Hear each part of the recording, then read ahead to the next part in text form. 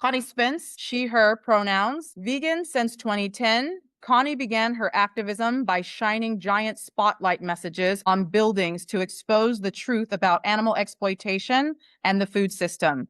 Her mission led her to become a food policy lobbyist and develop deep expertise in the U.S. food system. Through this work, she came to a hard truth. The U.S. has slid into complete monopolization, with corporations controlling politicians and their spending across nearly every industry, including food.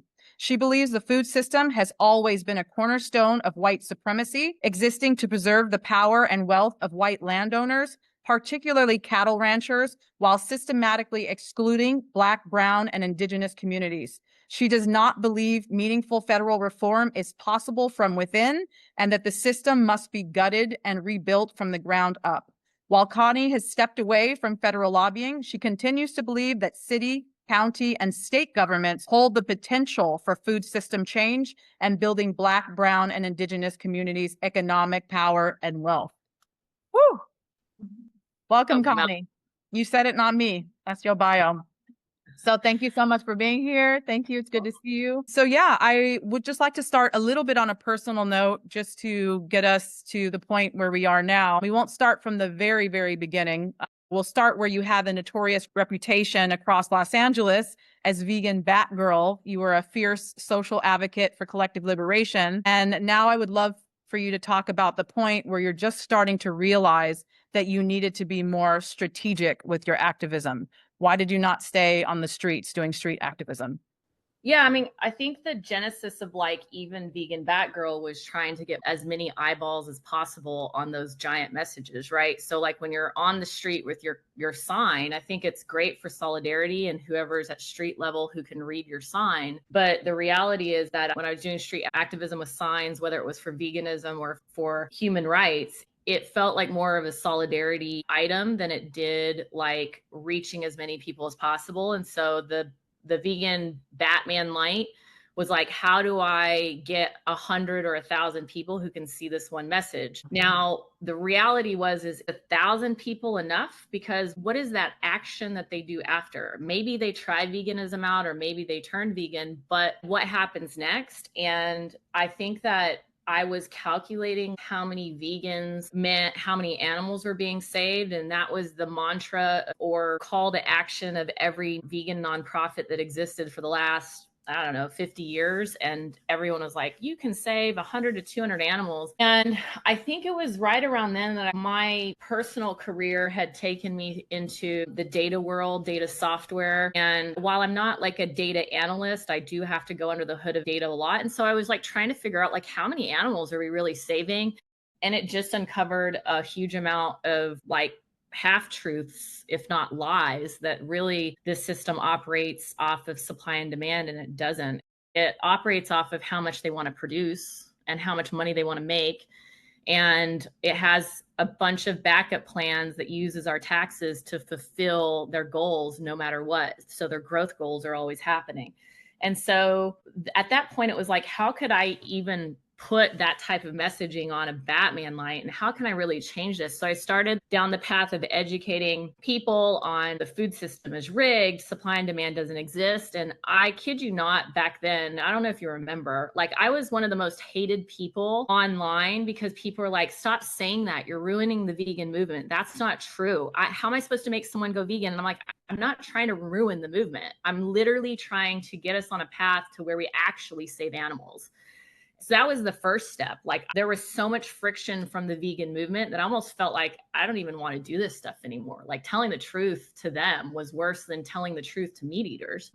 So then it turned into, well, if the system is rigged, how do we unrig that system? And that turned into policy. The truth is there's a lot of policy everywhere. You have policy around your apartment community, school system policy. You have policy at local governments and city governments and state governments, and a school body has policy.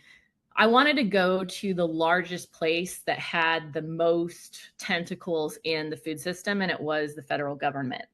At that time, when we started our federal lobbying group, at that time, there wasn't a vegan backed federal lobbying group there. So a lot of people are like, well, what could you possibly change? And it's like, honestly, with zero people there, a lot more than zero people can, right? So we're at least making movement. And I believed in this as almost the last peaceful approach to unrigging the system, meaning you try street activism, or you try veganism, then voting with your dollar, you try street activism, and then you try bigger street activism, and then you try policy. I was like, these are all the things that are as strategic as possible to get the thing you want done in a peaceful way without completely doing something violently, right? It's all the peaceful check boxes. And when I was first there, I believed in the system. There were many Congress people that I think would have changed it. Since that time, it's flipped, and I no longer believe in our federal government and the system. I think we've all had questions about it, but I guess the point is, like, this last year that I was there, it was very clear that United States citizens and our tax dollars and who the government represents is not us at all. It's not us at all. So why would they care about changing food system stuff when it is not us at all? So if you think about like this, right? And this being a barometer of running out of something, the federal government had tiny little droplets left for United States citizens as of 2 years ago. They were still like, oh yeah, we'll do this little tiny thing for US citizens. The drop, it's empty. There's nothing left for us now. I don't believe that. Why do you say that? What changed in the 2 years that the droplets are gone? Well, so Congress obviously has their cycles of changing. Presidency have changed. It's a mixture of the presidency, the cabinets, and the Congress people. I would say, so there's like roughly 535 Congress people, 100 senators, about 425 to 35 House reps. And before, there was probably 20% that weren't completely rigged, meaning they weren't inserts, like fully inserts, just actors. They're all actors rehearsing lines. Every single one of them, even the ones that we think are more progressive, it's almost like they just are, they're incapable of doing anything but opinions to get revoted in. But now I think there's less than 3 total that aren't completely bought out. And they're not bought out by United States interests. They're bought out by other countries and international interest. And so that was a huge change. And I saw it when I was there, right? You had Congress people, Senate offices, and House rep offices. When you're walking the halls of them, outside every one of their office doors are their flags. They have typically the US flag. And if they're like LGBTQ friendly, they might have a rainbow flag. And if they're in the military and conservative, they might have a don't tread on me flag. Like every single congressperson had their garb of flags. When the Ukrainian-Russian ordeal happened, you started seeing these small Ukrainian flags next to the US flag. But when the Israel situation of October 7th happened, the Israeli flag became as big as the United States flag, where the hallways no longer looked red, white, and blue. They looked blue and white. Right. It was, we were completely taken over in the mentality of like, what are these people's priority? It was loud and clear with how the hallways of Congress looked. It was a blue and white, like office building. It was no longer red, white, and blue. Mm. Okay, we went really far, really fast. I'm going to back it up a little bit. So you've described Big Ag as one of the most organized and uncontested lobbying groups in the U.S. So can you share some of the ways you believe they've successfully rigged the system to benefit mega corporations at the expense of small farmers, consumers, and the environment?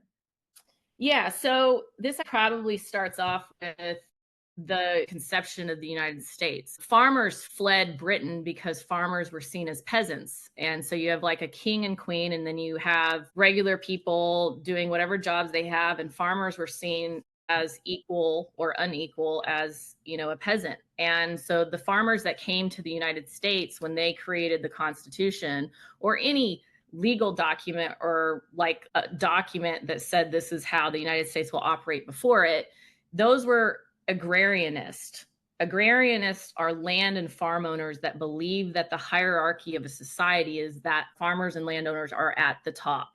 Now, at this time, that means white men farm owners, right? So the entire concept and structure of everything that happens in the United States has always been about agrarianist. And at that time, it started with cattle ranchers. And so every concept of cattle ranching mimics the language, even mimics it. Cattle, chattel, and capital are all from the same origin. So all of the things that we've done to monetize cattle and enslave cattle or oppress is the same way that we've objectified humans to do that same thing on the chattel, and in the same way that it's been commoditized to capital. It's all the same objectification and processes, and it's even the same language, the same Latin root words. So that if you pull that all the way onto like when big ag started becoming a lobby, it's because as we started seeing more people come here and industrial revolution and things and jobs changing, and furthermore, urban cities versus rural communities, urban cities had a high concentration of people and became the more populated group. Whereas in the beginning, the more populated group was farmers. So they didn't need to lobby anything because everybody's job or everybody was a farmer. As we had more people and more people in urban areas, city areas, they had to flip it to, we're losing support of farmers, even though we're an agrarian society. And so that's when you started seeing the big ag lobby like really compound on itself, because they now needed the support not just of rural communities to get things passed and to get more money, but they needed the support of the urban leadership, which has flipped between Republican and Democrat over the last 100 years. But right now, let's just say it would be rural farmers need the money from cities like LA, our taxes, and we're blue. So how do they get that support, right, from people that are not farmers? And so that lobbying group just exploded. And also a lot of it is like, if you think about the late 1800s to the early 1900s and the Industrial Revolution, I think that farmers were really hit hard by the Great Depression. And it wasn't like the hierarchies we see today where rich people are mostly unaffected by recessions or depressions. And so the first, largely driven by big ag, the first farm bill with FDR happened in 1933. So it was sort of like a resurgence of how do we get farmers prioritized again in a society that's shifting away from farming. Actually, can you tell us about the U.S. Farm Bill and what it is and why those of us invested in food justice, racial justice, and animal justice should familiarize ourselves with it?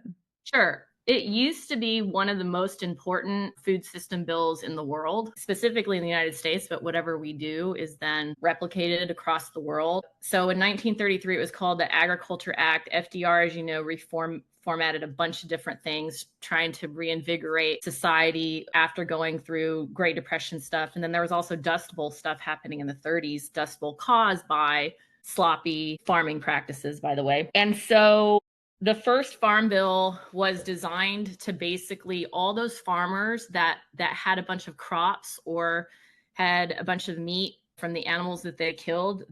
There weren't people that could afford them. And so you had people that were starving and didn't have enough money to pay for all those crops and all the meat and dairy that the farming industry had. And so even the farmers were going hungry, even though they had tons of product.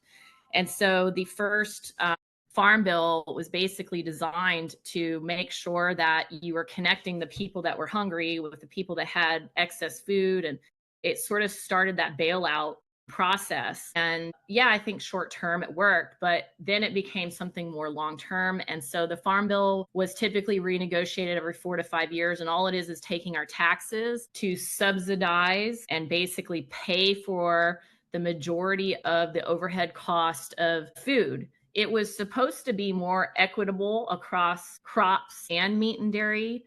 But over the course of the years, literally all of our money almost only goes to meat, dairy, and feed equipment and other things for supporting meat and dairy. Now, what makes it worse now is it isn't about feeding people in the United States.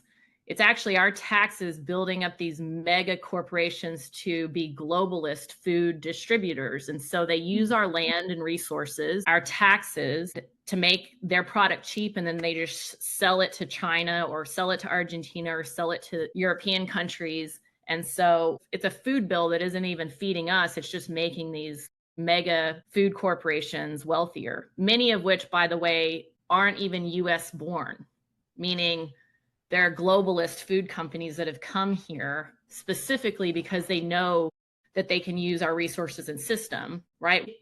If there's no subsidies that they can get in Brazil, let's just say, they're going to have to pay more to raise cattle or soy feed there. So they come to the countries that basically the taxes pay for their overhead costs. Yeah, I definitely want to get into these subsidies and bailouts and insurances a bit more because a lot of the vegan community even is still really under the impression that the more vegan food we see on the shelves, the more plant-based milk options, the more vegans we make, the more vegan friends we have, the more vegan restaurants we see, that means animals are being saved. And so I definitely want to get into that in just a moment. But first, you made it into a very prominent agricultural magazine as the vegan activist that year to watch out for. It was really cool seeing your name. And you know why you were in there, but I'll just tell everybody else because I have some of your quotes. You said, and you've touched on it a little bit, you said that the food system is rigged against every group aside from white farmers, investors who are invested in livestock or dairy. You said essentially the entire industrialized food system supports them. You've also named everywhere you could that 98% of all farmer subsidy recipients are white, making it one of the most systematically racist profiles of all industries. And lastly, Ms. Connie, you said subsidies are like welfare. Don't let somebody who talks about helping farmers ever over scrutinize someone with low income who needs help with groceries. So big up the Connies. So to that point, I would love it if you could speak a little bit more or explain. Saying the food system is rigged is a really big statement. A lot of us in this room are probably aware of what Black communities, the land ownership that we used to have compared to what we have now. But how is it rigged against every group except for farmers, investors, and particularly why are we invested in livestock and dairy? Like, how is that exactly? I would stress that, as we all know, white supremacy is the cornerstone of the foundation of this country. And so any industry that was put together foundationally is figuring out how to keep those same people in power. And so what you'll see is that land wealth is really tied to economic power, and economic power is tied to political power. And so that stat of 98% is probably actually much higher now because almost all of the safeguards or inclusivity, like that's more of their language, but inclusivity policies that were designed to increase funding to Black and Brown farmers and marginalized communities has been shuttered. And almost every time that Black farmers, for example, have sued the government for discrimination or for not giving them access to the same funding, the judges will rule in their favor, but they'll never, ever receive that money. And it's not insignificant amounts of money. It could be billions of dollars, and they're never receiving it. I really think that our system sort of looks at how do we maintain white supremacy and dangle carrots in front of everyone else to believe that there's equality. There's not equality. The system is not designed for us at all. But furthermore, I think that what's really challenging is that we see our taxes go into this and we don't realize we really are making mega white farming families incredibly rich and incredibly powerful. And so when somebody like, whether it's Trump or another Republican, if you wonder why they spend all their time in farming communities, like all of their time. They don't spend time in like Dallas, Texas, as much as they spend time in a farming community. Both have the Republican appeal. Dallas has more people, but you'll see them spend more time in farming communities because that is where that political power lies. And that exchange for the vote, which is a white supremacist vote, and it is really those bailouts. The most recent big, beautiful bill is a great example that Trump put in what was used to be a bailout of like $60 billion. It was accessed his first time in presidency. And I thought he was going to insert it into the farm bill, but he slid it into the big, beautiful bill. And in that $60 billion that they accessed, when I did a data analysis on it and the recipients, it's just complete fraud, right? And again, so then if you think of those stats of rural America defrauding our taxes, like saying that they have all these losses when they don't, or are quadruple dipping in insurance policies that our taxes pay for. They're making multi-millions of dollars to defraud it. But the recipient, where it was 98% white, is probably now 99.9% white. And so whether it's purposeful or not, it's still creating the hierarchies of power in this country. And so I think that one of the things I was realizing recently is like marginalizing communities for a really, let's just say they're not white supremacists, but it's a really powerful, rich company. It could be a Chinese owner, right? A Chinese owner might not have the same racism as a white owner, but if they put a bunch of brown and black people in power, are brown and black people going to so easily marginalize other brown and black people? Or can they commoditize our racism in the United States, right? Like, I think that that's like a resource here. Racism is a freaking resource. So people in power are just commoditizing our racism and creating these financial structures so that they can make the most money possible and just have it just be like, oh, that's just how the US is. We're racist. That's just how we are, right? Mm-hmm. So I think now it's more of just the system is like a money grab, but I think that the strategic nature of racism of the last 100 years was very violent and specific. Now it's just, I think these people are just like, tell us how to make the most money. Is it marginalizing immigrants? Is it marginalizing Black farmers? What's the best way we can make the most money, right?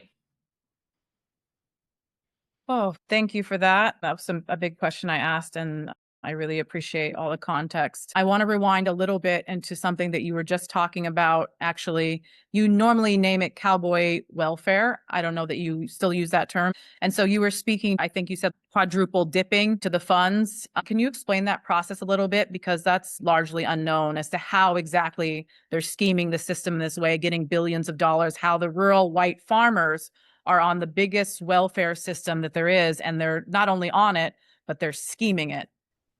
Yeah. So if you have land, let's just say you have land and you have 1,000 or 2,000 cattle, the food system offers the Farm Bill, and then additionally, the USDA offers insurance policies, specifically more insurance policies to meat and dairy. They offer insurance policies to different types of weather disasters, any losses that they have, death of the animal, death of crops to feed the animal, just a multitude of insurance policies. And I don't believe that a lot of these farmers are actually in it to make that cow food.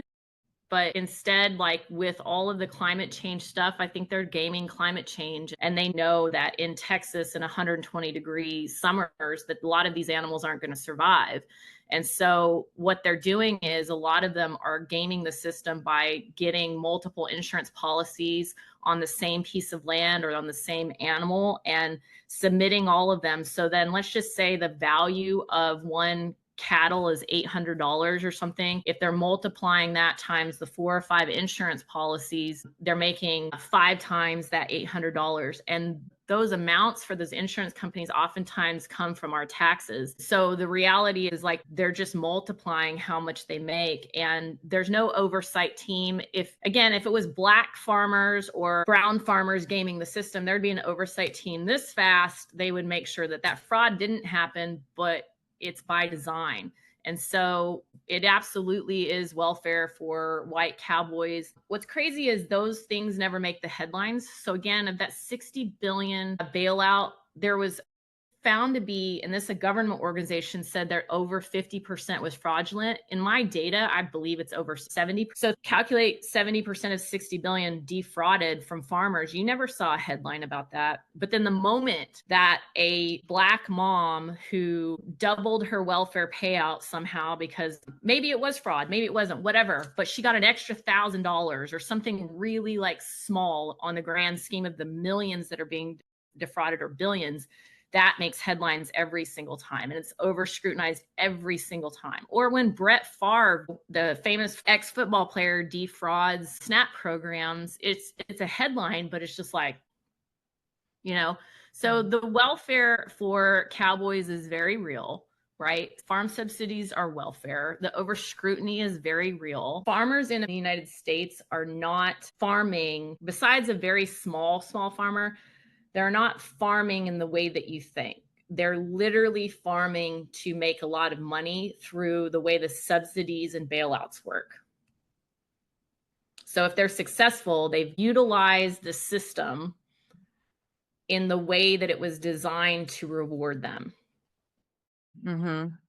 And thanks to your data background, I remember you talking about actually going through the spreadsheets, hundreds of pages, looking at how this is possible for their fraudulent entries to submit for these multiple insurances and bailouts. That if I were Connie Spence, the farmer, then you saw people putting Connie Spence, Spence Connie, Connie.Spence. Just, yeah. Yeah. And so there were instances, many, and it wasn't like I found one instance out of billions of records. It was like random checks of certain cities that had 600 people in it were 500 entries. So you have a place with 600 people and 500 people in that small little town. There's one farm, but there's 600 people that live somewhere on it. And there's 1,000 cattle, but yet 500 people have received money.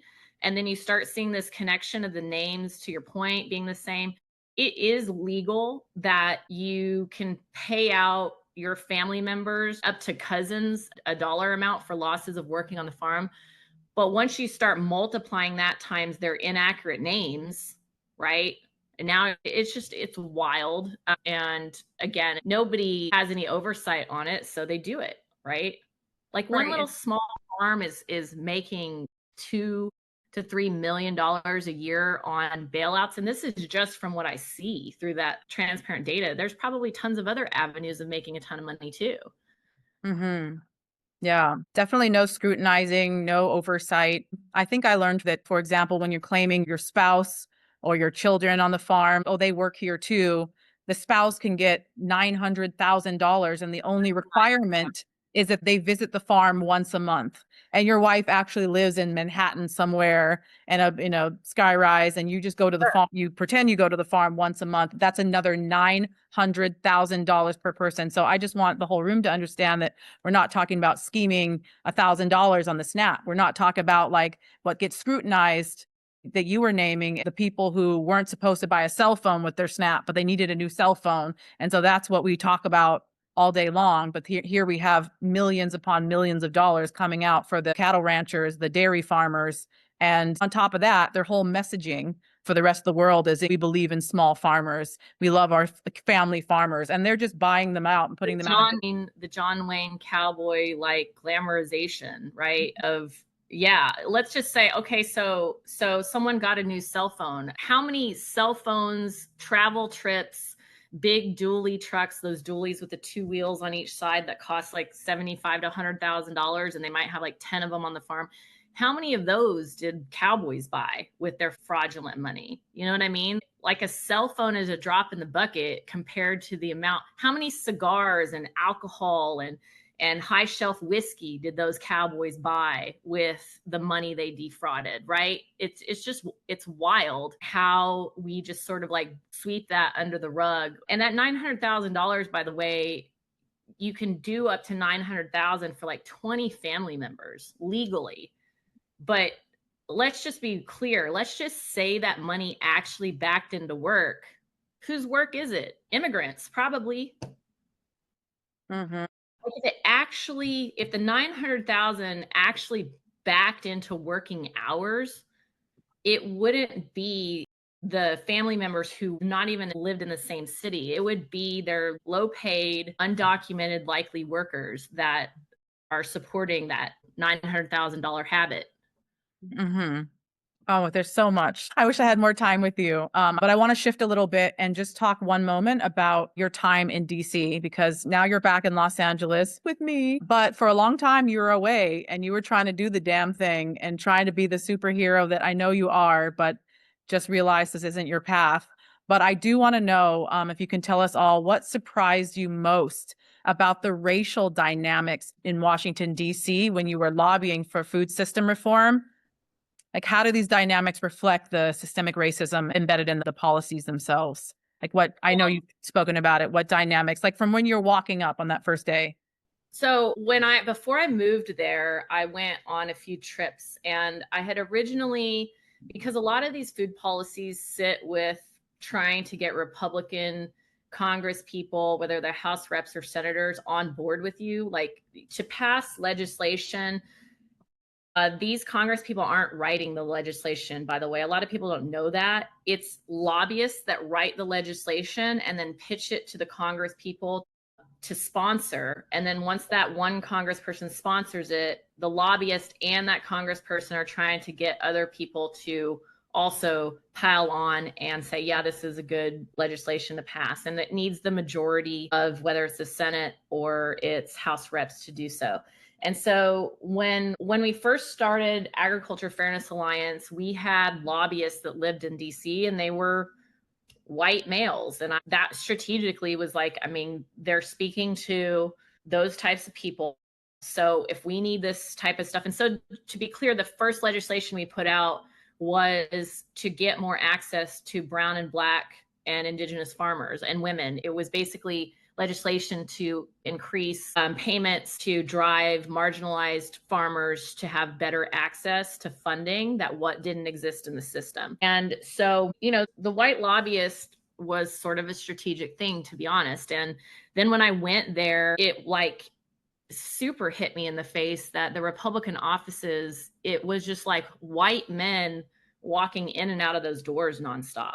And I don't mean just the ones that worked there, but also anybody who looked like they were coming in the lobby. Everybody was white. Now you got to understand, Washington, D.C. is like a 60 to 70% brown and black population. So you have this like campus. So think of Washington, D.C., where the Capitol building and all the Senate and House rep offices are that sort of circle it. You have what looks like a college campus, if you will, of like old concrete structures and tons of white people right in the center. But the whole rest of the city is nothing like that. And it just seemed very restrictive and like, do I have to be invited here? This is so weird. Like, why is it so like this little bubble? And even more so in those Republican offices. The Republican office, like the Russell Senate building, which is one of the most well-known buildings, is named after a well-known racist senator, right? This person like blocked the anti-lynching bills, was known to block them. He blocked the civil rights bill for many years, probably was a KKK sympathizer. The building name still exists. It's Richard B. Russell Jr. He was a senator from 1933 to 1971. But anyway, so besides that name being of like an actively racist senator, I mean, the building was just tons of white people. But then you had Capitol Police. They have the high-level security, all black men. So you have all these black men keeping these white racists safe. It was just like, how is this even the United States? Like, how is this even possible? And so one of the security people, when I left the building, we had a bunch of meetings and they actually went really well. But one of the security people had come up to me and was like, who are you? And it was my first time. And I was actually kind of scared. Like, do I need my passport? What do you mean? Who am I? Like, what do you mean? Like, who am I? He's like, who are you? Who are you with? And I was like, and I'm like pointing at my white lobbyist. I'm like, that guy, my white lobbyist over there, like right there. And he's like, no, no, no. I mean, like, we never see people like you here. It's all just white men and white cowboys, like in and out of here, like negotiating. And so, at that time, it just was like, well, if they think I'm different here, like, we really need to take up space in DC. And that was huge for a while. But again, the last year that I was there was just no movement on anything. And then it just became like the system there's no peaceful way to change that. It's not. Thank you, Connie. I will mention one thing. Mm-hmm. Okay, so I tried all those peaceful avenues, right? And now I'm finished. It's a big deal as somebody who has an activist heart to say that I've hit that block. But if you look at people that are still in jail right now for being a political activist in the 60s, that's the only place I have left to go. Do you know what I mean? And I don't know that I'm willing to go sit in a jail as a political activist for the next 60 years or, you know, 50 years. Like there are people that were political activists, whether it's the food system, the civil rights, you name it, they're sitting in jail still because they were good at organizing people to disrupt the system. I tried every avenue to disrupt the system that was peaceful on the large level. I have nowhere else to go other than something that would land me in that situation. Connie, yeah. Well, I know that, I mean, I feel that you are one of the most powerful voices, and I know at the very least you can enact social change, but I know that the name of the game is social justice. So you saw the limits of the social part and recognized that not enough vegans by far were involved in the justice part. And so my whole heart appreciates you doing what you did and uprooting your life literally across the entire country by yourself because you believed in this and tried so hard and did something that was incredible. And we're so hated for it. I mean, let's be real. Yeah, the lies, because the vegan organizations that get the most funding, you'll find on their landing page, oh, if you go vegan, here's the count. Here's how many animals you're going to save. I mean, it's still there. It's the elephant in the room. It's the hugest lie. I think you were way more generous about the half truths. It's a straight up lie. And we both know that. This may not end on a hopeful note, but if possible, how can, or if you do, reimagine a food system that does prioritize justice, sustainability, and equity for both humans and beyond humans? I think that anything on the macro level, federal level, has too much surveillance. I mean, even me being in that article before I went there, how did they know all that? All that stuff, that was like, I don't know, 4 years ago. And then there are other things. There's just too much surveillance. So the larger system needs an entire revolution from the top down. Like I have always kind of believed that, but it absolutely does. Now, what I will say is there's a lot of things that we could do community based, right? Like building the economic power slash political power or inserting yourself into running for political like city council or other things, right? A lot of times, especially when you're younger, you think that you have to have some sort of political education. I need an MBA in, I don't know, political science. The majority of those people that are in those positions have no experience. They just had audacity. And that's why when you watch them, they kind of sound stupid. Like they say stupid stuff, and you're smarter than them. We're all smarter than them. We just don't have the audacity because we're afraid of not being smart enough in that politics space. But the reality is that it's a human space. And so the first thing I would mention is like, I know a lot of little nonprofits that will create those garden spaces where people grow and share food. You don't really need to stop your life and do a whole nonprofit. You honestly just need to connect with different people that live near you and just start saying, like, whether it's herbs or whatever, just start growing stuff and creating trading mechanisms and pulling yourself out of the capital part of capitalism, right? Like that's one of the things that I think that the fire in LA exposed is where everybody was waiting for the fire trucks to save them. And honestly, if we realize that nobody is there to save us and we have to connect with our community and maybe have the fire hoses for forward flying sparks, not for the wall fire, but the forward flying sparks, that those forward flying sparks can be mitigated by community. And we need to apply that methodology across everything, including the food system. I know it's harder for younger people to in person like talk to people, but utilizing all of the different technologies to communicate to each other and build community is also a route for that. Getting people on the same page to understand the cattle, chattel, capital thing, right? Like this whole total liberation thing isn't just a pie in the sky concept. It literally is in the language. The language is connecting all of those things together. It's literally coming from the same Latin origin, and it's because it is all connected, right? The words weren't even formed without connecting it all. So it's not, again, it's not just a pie in the sky. So understanding that connective tissue. So like a great example is like with terrible images that we're seeing with Palestinian people going after food and getting massacred. That's how they hunt deer. They go to the feed store, they get the feed, they put the feed in the center, they hide in the trees, the deer come and they do the same thing. It literally is the same stuff. It's the same strategies all the time. So community, the connective tissue of total liberation. And then lastly, it's just really recognizing the humanity in people around you and having each other's backs. Like whether you go down the path of veganism or not, if you have each other's backs and you really communicate on those subjects, you can be extremely powerful and extremely strategic. And a lot of ideas can come from that. You know, there's a lot of technological ideas that can come from that you and I probably aren't even thinking of, that somebody might create a business investment that is an app that does something specific that drives veganism in a community or trading that food or whatever it is. And like always thinking about how you can maybe tie in your future career into something that reshapes the system for animals and humans. Thank you so much, Connie. Thank you. Thank you. I will turn it to the room. You're welcome to come over here and look Connie in the face if you have anything to say. You'll come. Okay. Sebastian's talking to you. Like she didn't feel like she was making a significant difference. But the fact that she was quoted in agricultural magazine Mm-hmm. as somebody they need to watch, Mm-hmm. she knows she did something because they scared of her.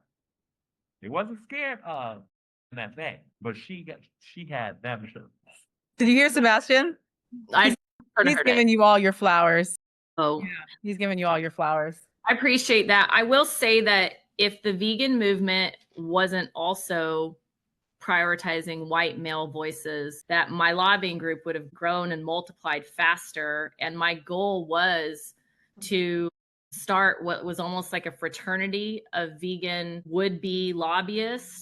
We had talked about that, but the investment never came. And so that turned into that whole situation where like really powerful ideas from the Black and brown community through investors may not ever get investment. So these beautiful ideas sit nascent and go nowhere. And these stupid ideas from the white bro club, no offense, but like the white bro club of veganism would get investment. And that whole thing, I think, prevented the lobbying group from multiplying in the way that could have actually gone up against like some of this stuff on a better level. It became exhausting trying to repitch the idea and get taken seriously. And then you would see that same investor invest into really not well thought out ideas, and the whole veganism saves animals and all I need to do is pass out pamphlets or whatever someone else was doing, right? Mm-hmm. Yes, absolutely. And no offense taken here, by the way, but this was incredible, Connie. Thank you so much. All your wisdom. Yeah. Oh, yeah. Somebody in that room will be in city council or something someday. Yeah, we have a couple DC girls in the room. So yeah, I mean, think of writing legislation. I didn't know how to do that, and I just scrappily learned how to do it. And now you have like, I know there's a lot of issues with AI and everything, but if you end up utilizing it, there are ways to show up smarter than you might have experience for. I did, in the early stages, I had to use AI to help me write legislation because I didn't know, right? Mm-hmm. So, and I didn't have the money to hire people every time I was writing legislation to proof check it. And when you're negotiating with Congress and talking to them and speaking to them, they thought what I presented to them was well written and legit. So, I mean, I faked it. Yeah. Well, it's great to connect. I hope you have a wonderful rest of the time. And if anybody has any questions, share my email and they can always reach out to me. Oh, thank you so much for that. We appreciate you. All right. See ya. Have a good one. Bye. Bye.